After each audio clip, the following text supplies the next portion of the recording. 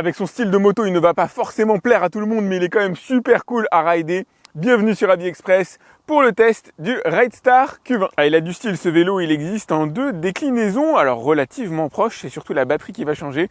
Sur cette version-là, vous allez retrouver une batterie en centrale de 20 ampères et un moteur de 1000 watts en position arrière. Et pour 500 € de plus, quand même, vous allez retrouver une version qui double, alors à minima le moteur et accroît aussi la batterie. Bon après on va pas se mentir, 1000 watts c'est déjà très bien, ça a de quoi vous satelliser à une certaine vitesse qu'on verra à l'intérieur de cette vidéo.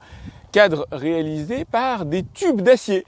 Tubes d'acier quasiment de même diamètre systématiquement, qui forment cette structure qui a été légèrement rehaussée en matière de design par l'aplat blanc d'une certaine manière que vous pouvez avoir ici, qui n'a d'autre fonction que d'être joli. Les liens, j'allais dire, les soudures entre les tubes sont plutôt bien réalisés, mais grosso modo, on est quand même sur un cadre qui reste assez simple. Le vélo fait quand même 40 kg, peut accueillir un gabarit de 150 kg, quelque chose vous est relativement invisible mais plutôt cool. Bien caché derrière la parure blanche se trouve, alors le piston que vous avez ici, la suspension de la partie 4. Il s'agit d'un HLT 600 qu'on va retrouver dans pas mal de vélos. Suspension assez ferme, on reviendra là-dessus à l'intérieur de la partie dédiée au confort, non paramétrable, exactement comme la fourche en double T. Elle participe grandement du style moto de ce vélo, la fourche en double T que vous avez ici, avec un débattement, alors théorique de 8-10 cm. Il est difficile d'obtenir l'information que j'ai pu exploiter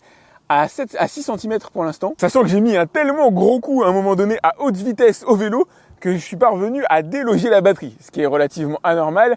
Faut dire que je l'ai quand même bien choqué. Après, je l'avais peut-être mal inséré à l'intérieur de son cadre, ce qui semblerait assez logique. Ne vous aura pas échappé, évidemment, cette énorme selle qui est faite pour accueillir une seule personne. Alors je pense qu'il est possible quand même d'en mettre une deuxième éventuellement, pourquoi pas un enfant, quand ce ne serait pas franchement un vélo adapté à la circulation avec un enfant.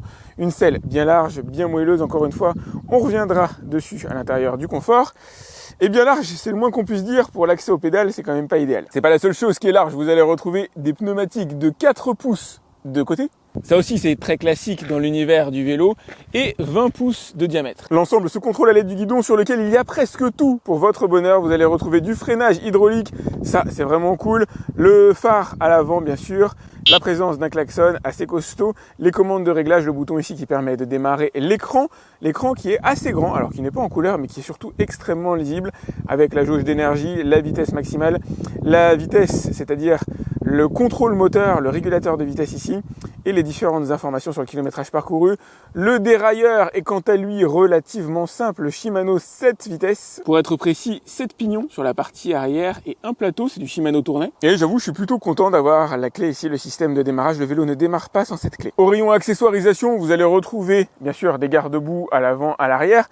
Pas forcément intégrales, mais qui couvrent quand même une grande partie des pneumatiques. Une béquille et cette petite pochette de rangement à l'intérieur desquelles vous avez les clés lorsque vous déballez le vélo et la possibilité par transparence de venir mettre un smartphone en plus du smartphone que vous allez mettre ici avec chargeur USB en dessous. La charge USB est reliée à la batterie centrale, de même que le phare avant et le phare arrière qui s'allume lorsque vous freinez. On remarquera la présence de clignotants sur le phare arrière, mais qui malheureusement ne sont pas activables, ou alors j'ai pas trouvé comment. Quant au phare avant, il est assez énorme, comme vous pouvez le voir, permettra de voir à peu près une dizaine de mètres devant vous. J'apprécie aussi d'une certaine manière le cable management. Il n'y a pas trop de câbles visibles sur ce vélo, malgré une structure tubulaire qui pourrait les laisser voir davantage.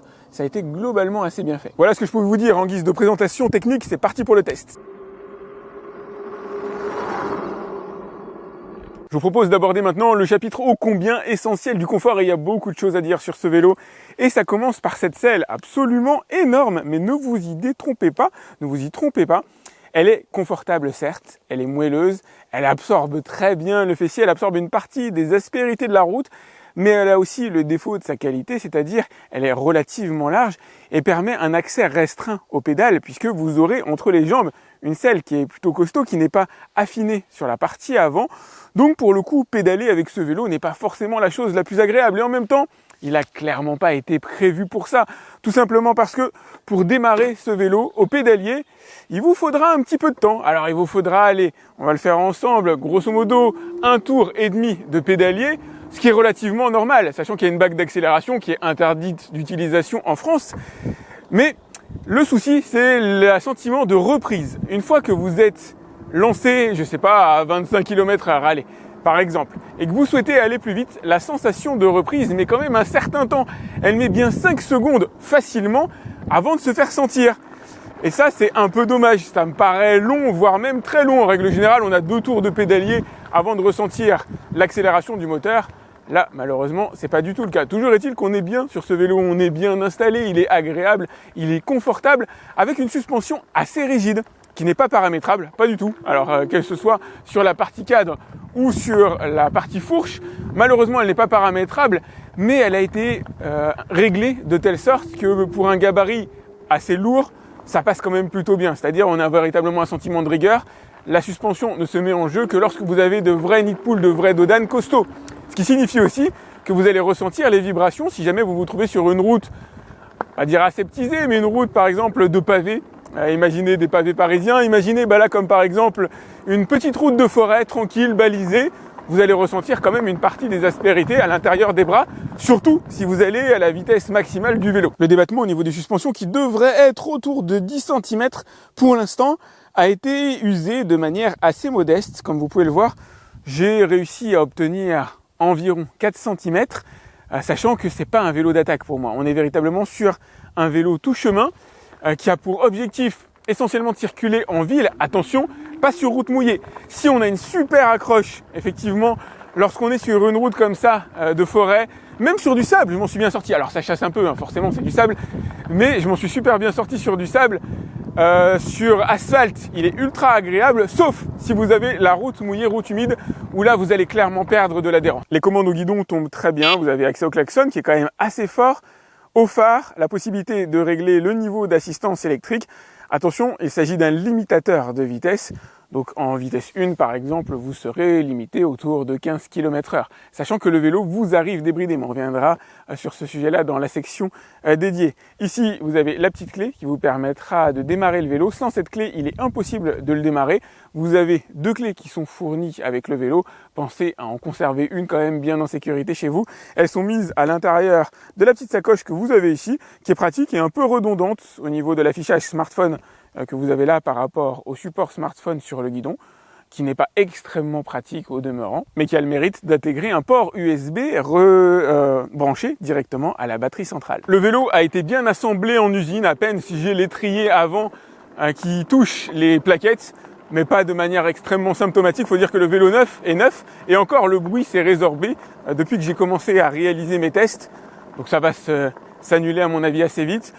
Aucun claquement, aucun bruit parasite, ça a été extrêmement bien fait, rien à lui reprocher. Oh, petit nid de poule. Moi je trouve qu'il s'agit d'un vélo de promenade essentiellement, pas d'un vélo d'attaque, en tout cas pas au sens où personnellement je l'entends. C'est pas un vélo sur lequel vous allez avoir envie de vous mettre particulièrement debout, on est sur plutôt un vélo type lowrider, on est sur un vélo sensiblement typé moto, pas motocross.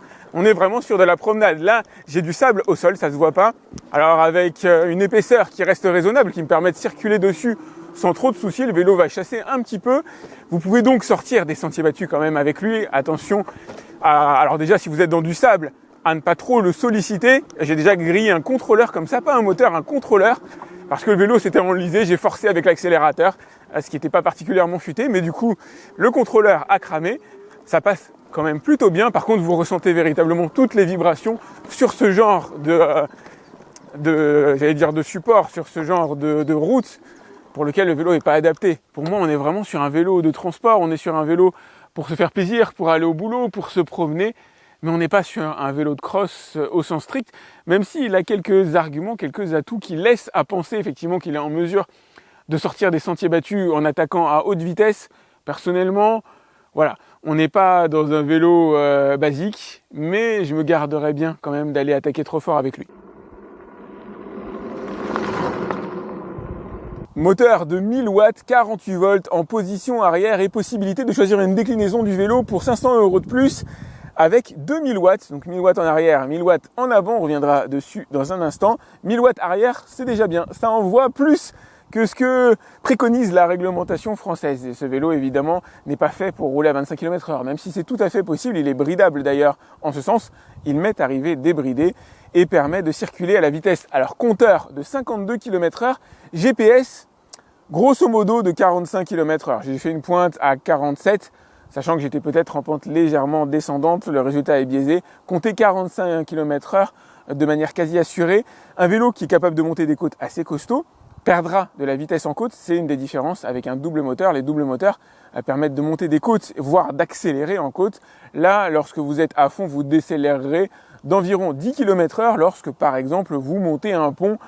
Pas de quoi aggraver une réelle ascension. Au pire, vous avez le pédalier, au pire, vous avez le dérailleur, même si c'est clairement pas un vélo qui est fait pour être utilisé au pédalier, tout simplement, parce que la selle prend quand même pas mal de place entre les jambes, et c'est pas forcément agréable d'aller pédaler avec. On remarquera aussi un démarrage du moteur lorsqu'on n'utilise pas la bague d'accélération, bague qui, je le rappelle, est interdite à l'utilisation en France, en tout cas pour la partie vélo, pédalier qui se déclenche en reprise trop tardivement. Il faut quasiment 10 secondes, j'ai jamais vu ça, pour avoir la sensation que le moteur redémarre en reprise. Par exemple, si vous êtes à 25, 30, 40 km/h, vous avez arrêté de pédaler, vous recommencez, ouais, il faut quasiment 10 secondes. C'est atone, c'est trop long. Et puis même, il reprend extrêmement doucement, alors qu'avec la bague d'accélération, ça part littéralement comme une balle.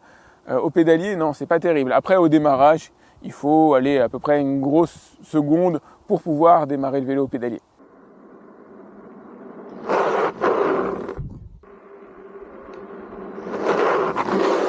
Freinage hydraulique sur ce vélo, j'adore, c'est l'idéal pour pouvoir freiner de manière extrêmement facile, sans avoir à mettre de force dans les mains, obtenir une bonne réactivité en toutes circonstances. Le freinage hydraulique, c'est vraiment ce qu'il y a de mieux.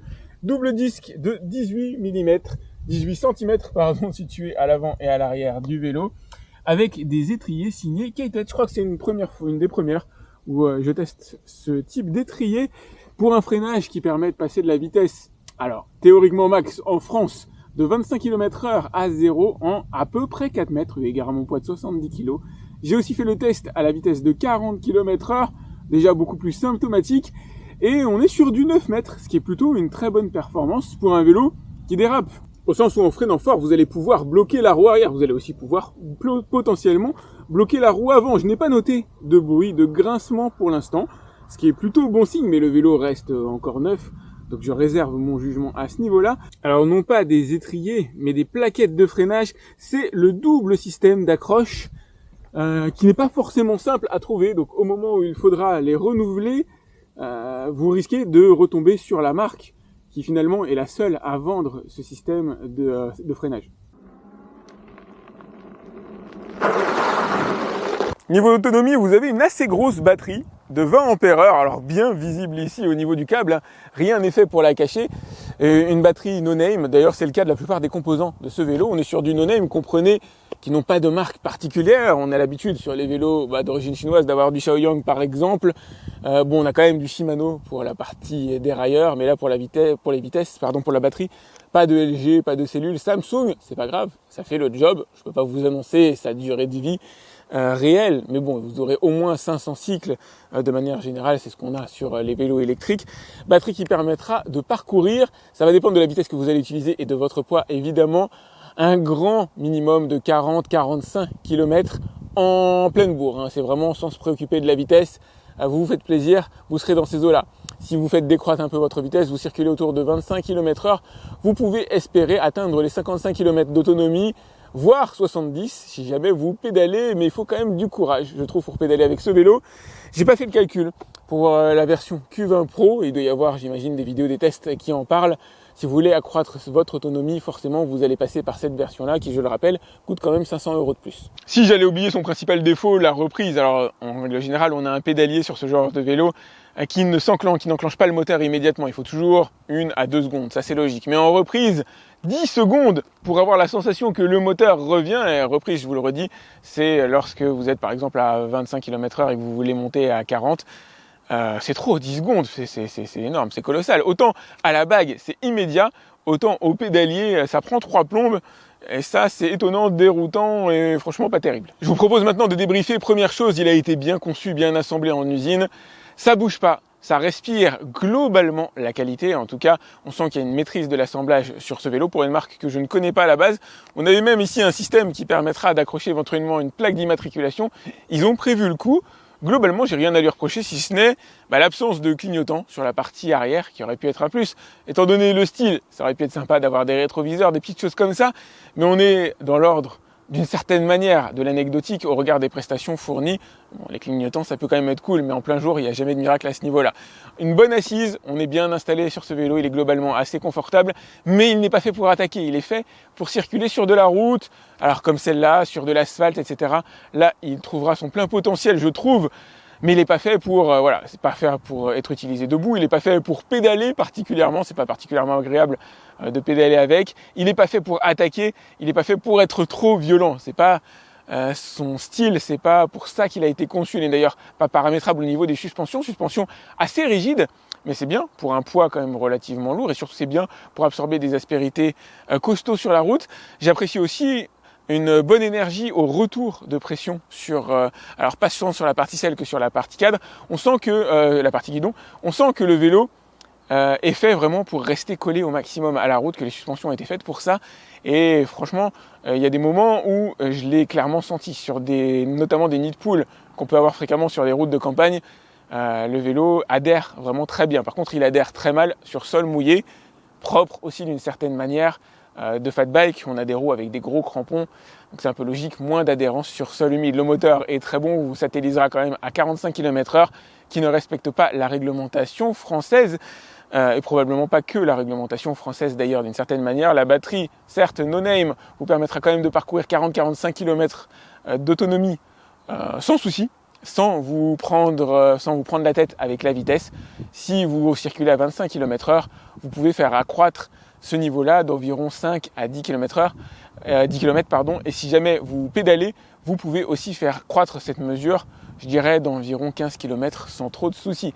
J'ai pas grand-chose à lui reprocher, à lui opposer, c'est un vélo qui a son style, qui pour moi a été globalement bien conçu. Il ne manque pas grand-chose pour en faire d'une certaine manière un vélo parfait dans son esprit.